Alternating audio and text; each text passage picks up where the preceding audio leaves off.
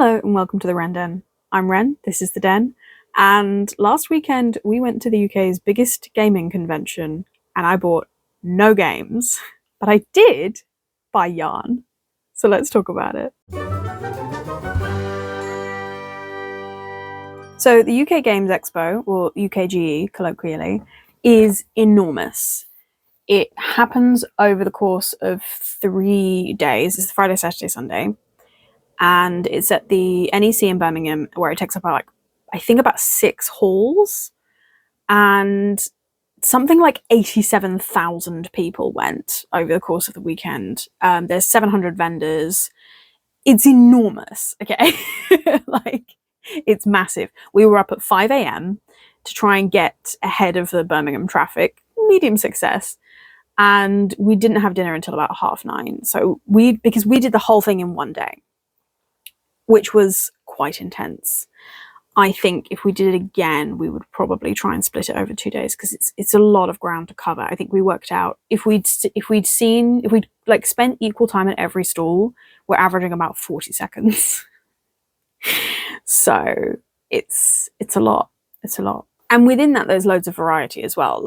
It's not just board games. There's also a lot of D&D and role-playing games, journaling games, wargaming, if that's your thing. There's art and artists and people kind of making and inventing really interesting things. And also there is yarn, which is very nice. Which was a lovely surprise because there were so many vendors. I didn't look at the vendor list before we went. So it was really nice to just turn the corner and be like, yarn. So yeah, it was a really intense day, but it was really good fun. And I think we've learned something about how we would do it again, and maybe not try and cover the whole thing in the span of a day, because we made our last purchase at 3 minutes to 6 and it closed at 6. So we really did try and make the most out of the day. But yeah, it was quite a lot and my feet were quite tired the next day. So let's get into what I got. There is yarn in here, so I've been doing a lot of yarn on the channel recently, so if that's why you're here, I promise there will be relevant things.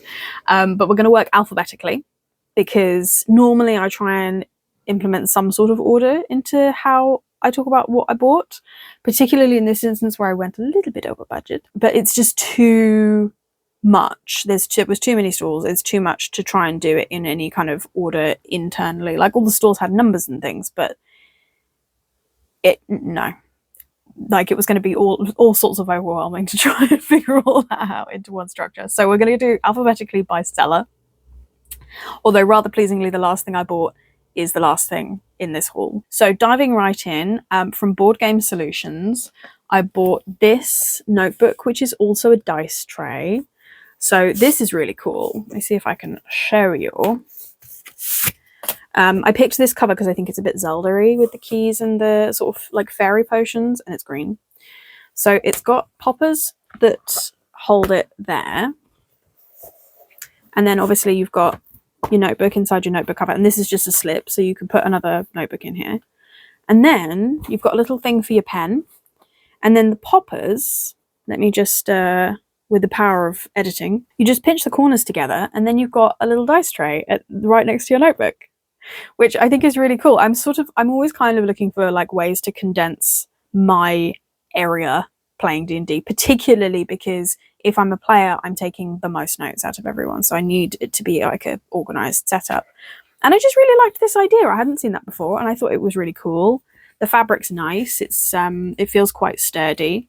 And yeah, I think it's going to be definitely part of my kit. And then I went to the till to buy it, and I spotted this right by the till, which is a little compass dice bag. It's got dice in it. These are probably, I think these are the only dice I bought, technically speaking. You'll see why there's a asterisk in a minute. It's just the basic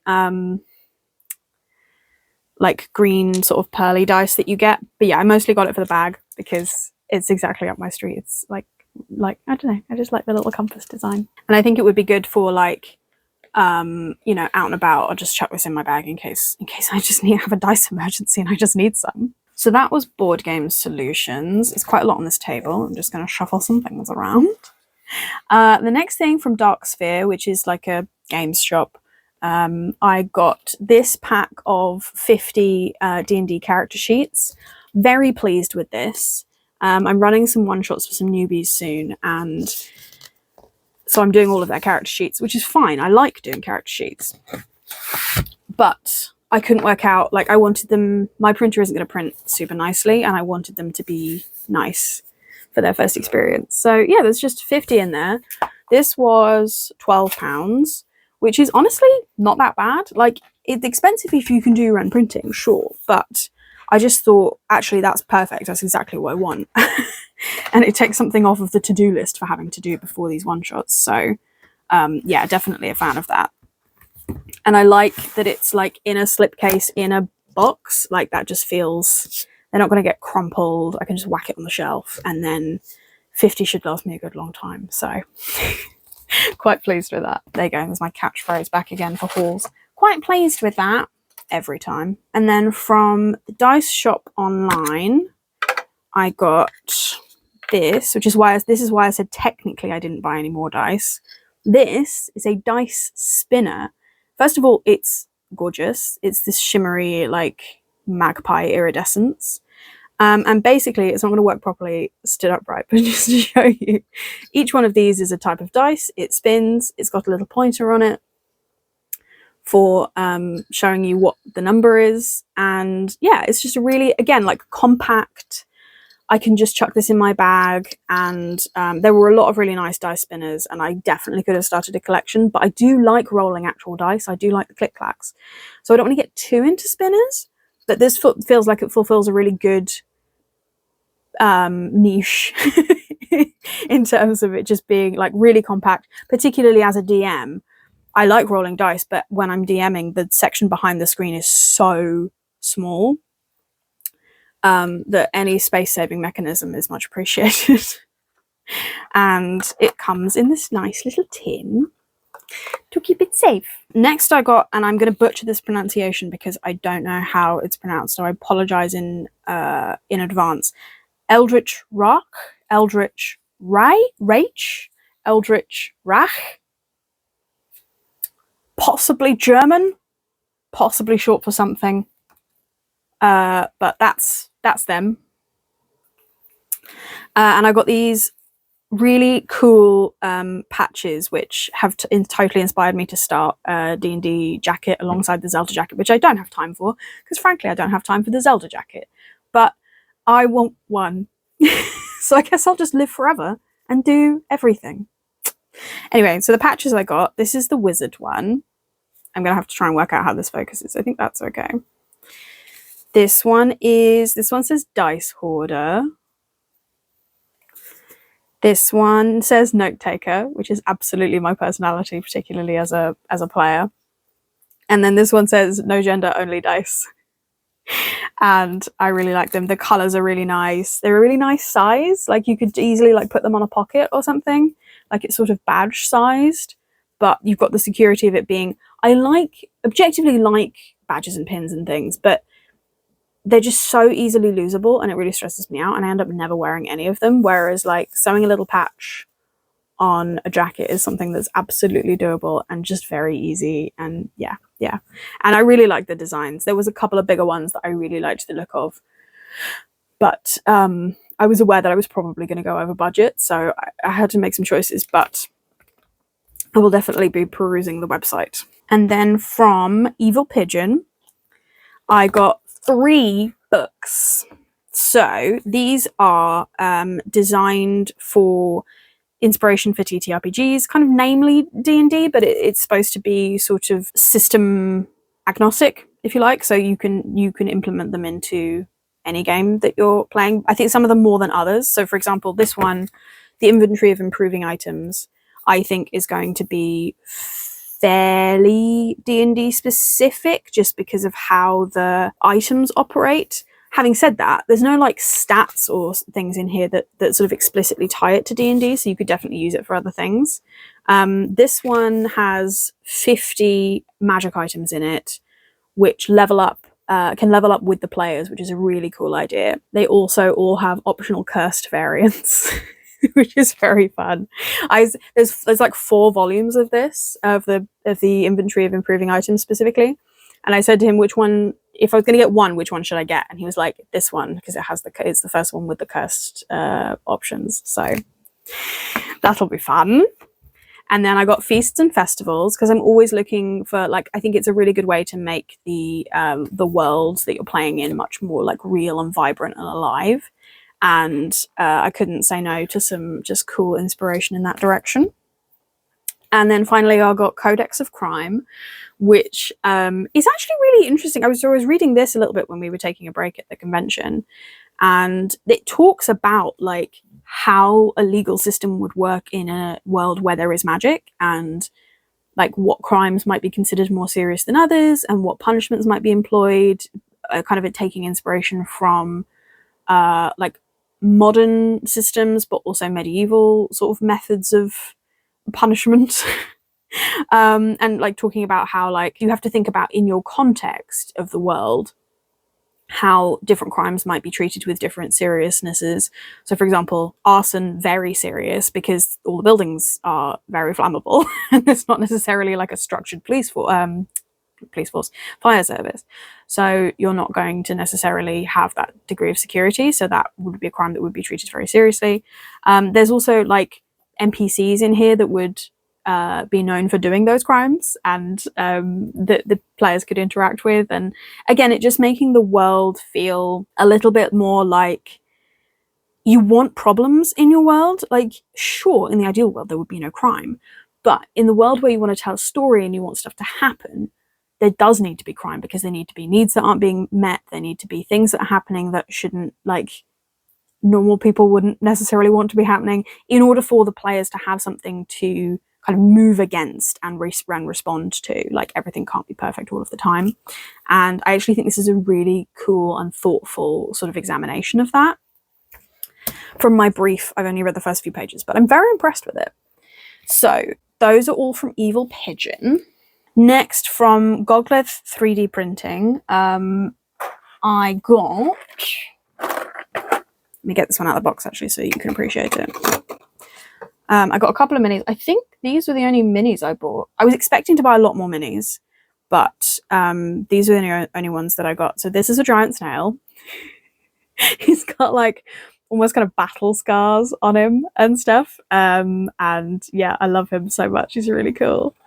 It feels quite solid as well, like, because it's so chunky, and it's quite light actually now that I'm holding it. So this is the giant snail, and then I'm not going to unbox these because I'll lose the pieces, but I also got a little packet of cultists, because they're basically just like robed dudes, and that's quite a useful sort of generic. I've got like a gang of goblins, a gang of skeletons, a gang of zombies, and I don't have a gang of cultists in my sort of supply. So I feel like it's quite a useful shape to have in the collection. So I picked those up, and they were really nice at that stall. They also had, I'll try and put a picture here, they had a giant fat dragon that was just really cool. And I loved him so much. And yeah, I mean, I haven't properly, like, you know, I haven't primed any of that, obviously. I haven't sort of in like, but the build and the people I would definitely buy from them again, because they were really nice. So next I got some speed paint markers by the Army Painter. Now I went to the Army Painter stall and I basically said, like, hey, speed paint markers, are they worth it? And the guy was like, let me show you. And they had like a whole demo bit set up where you could try out the speed paint markers. That was really interesting because, like, I hadn't seen them sort of demonstrated before. And then he was like, do you have any speed paints? And I was like, I don't really understand how, like, it's the same amount of faff. Why would it be faster that it's just a different, like, I don't understand why it's a specific niche that I would need anything from. And he was really cool about it. He was really excited to show me. So he didn't have it set up to demo the paints, but he went and found a paintbrush to show me how the actual paints themselves work. It's to do with, like, layering, basically. So it works better over a kind of lighter background, and then as you layer the paints, they not only get darker, but like the yellow can turn to orange, which means that you can really sort of like throw paint on the mini and it will pull in the places where there's like recesses and things, and then those places will appear darker without having to sort of manually do highlights and shadows. It's a really interesting technique and really interesting method. But at the Army Painter store, they only had the markers in packs. And I like to pick my own colours. So I left them to it, and I thought that's really useful. Like, I was really grateful to him for like talking me through it and how it all works. And then at Great Escape Games, they were doing the pens individually. So I got 4. I got hardened leather, so brown, pallid bone, beige. This grey is runic grey, and a green, which is orc skin, because those are probably my most common, like, maybe not the green, but it was 4 for something, but these 3 definitely are my most common, like, colours for a lot of things, and I felt like they would cover a really good range of being able to experiment a little bit with the sort of light and shadow of it all. So I'm going to give those a try. I've got a big mini paint coming up, so I will test them and we'll see. But I felt like it was something like 4 for £15. So as a punt, you know, not too bad, and we'll see how that goes. And then from Morningstar Makes RPG, I got this shawl pin that's a sword, which I'm obsessed with. I love it. This is the motivation to finish my shawl, is to actually be able to use this. But yeah, I just couldn't resist, and I thought, I'm never, like, this is now going to be the standard against which I measure all shawl pins, so I have to get this. And the people at the store were really nice, and I really like the whole vibe. And then from there, I also got these stitch markers, which are ranger themed. One of them's got like an arrow on it. And yeah, they were just really nice, and I liked their vibe a lot. And I'm really pleased with these. And then from Rogue and Bard, I got 2 little things. I got these item cards, blank item cards for D&D. I think it's just a tear off sort of notepad system. But I really want to be able to, now that we're playing more D&D in real life, I really want to be able to like actively hand items to players as they find them. So I thought this would be just a really easy way of, and it's not like paper. There's a little bit of sort of density to it, like it's card. So it's going to be resilient. And yeah, I wanted to have that opportunity to actually hand players something as they were looting and finding things. So, and these are just a really cute design, and they're quite like minimal, which is what I want, because you don't want the whole page to be full of stuff before you even start to try and write on it. And then also from Rogue and Bard, I got the world's tiniest character sheet for D&D. I couldn't resist. They're so cute, and like slightly for, I want to try using them for NPCs, like recurring NPCs as they come up.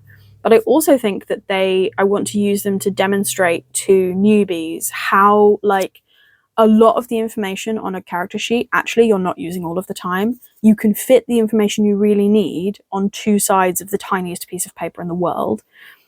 And like, I think it might be useful to sort of not be so intimidating to like look at a whole character sheet and be like, there's so much information on here. Like, this is really, you need like 3 numbers. So yeah, and I just couldn't resist, and they're really cute. I mean, they're littler than the item cards. Like, they really are teeny tiny. And then finally, thank you for your patience, from Third Vault Yarns, this is what I got. So this one is, so they're both Superwash Falklands Merino, fingering weight. This one is Stars Abound, and this one is Starless Night. And I have no plan whatsoever for these, but I couldn't not support the yarn stall at the games convention.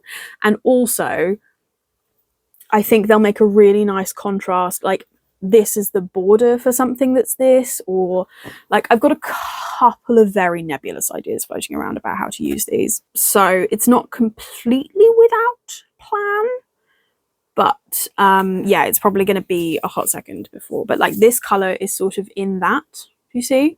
So there is just a little bit of join where they go together, but the contrast is still really good. And I think they will knit or crochet up really cool together. And like, yeah, just, she was really nice, and her stall was really cool, and she had loads of really good like colorways and things. And yeah, it was just a really nice. So this was actually the last purchase we made on the day, and it was just a really nice like cap on everything. It was like exactly my vibe, because a lot of the convention, there was things like all that sort of 3D printed nonsense that you get these days at like every convention.